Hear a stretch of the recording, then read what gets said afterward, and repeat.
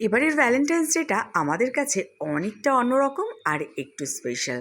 আচ্ছা, Valentine's day মানে কি শুধুই ভালোবাসার মানুষের সাথে সময় কাটানো? হ্যাঁ, তাই। কিন্তু সব রকমের ভালোবাসার মানুষের সাথেই ভ্যালেন্টাইন্স ডেতে সময় কাটানো যায়। তাই আজকে একটু অন্যরকমভাবে আমরা ভ্যালেন্টাইন্স ডে সেলিব্রেট করছি। প্রথমেই চলে গেছিলাম সাউথ সিটি মলে। আর সাউথ সিটি মলে আমরা বাইকে করে গেছিলাম। তো প্রথমেই প্রিয়ঙ্কর বাইক পার্কিং করতে গেছিলো।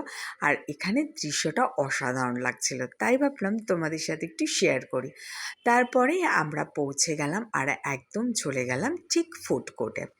তো ওখানে অনেকেই চলে এসেছিল, যেরকম আমার মা বাবা, দিদি জামাইবাবু, আমার দিদির মেয়ে, সবাই চলে এসেছিলো আর আমরাও পৌঁছে গেছিলাম।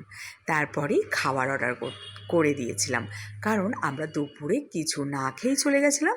তাই জন্য ভাবলাম আগে পেট পূজাটা করে নিই, তারপরে যত গল্প হবার হবে। আর পরের দিনই ছিল শিবরাত্রি, তাই জন্য আমি একদমই নিরামিষ কোথায় পাওয়া যায় সেটাই ভাবছিলাম, কিন্তু নিরামিষ পাওয়া খুবই দুষ্কর। তাই জন্য ছোলা বাটোরা অর্ডার করেছিলাম। মা খেলো সিজলার, বাবা খেলো ধোসা। আর তারপরেই কিন্তু আমরা ডেজার্ট খেয়ে নিয়েছিলাম।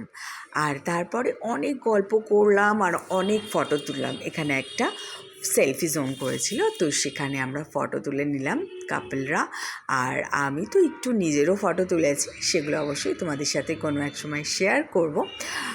এক কথায় সমস্ত ভালোবাসার মানুষের সাথে আজকের সময়টা ভীষণ ভালো কেটেছে।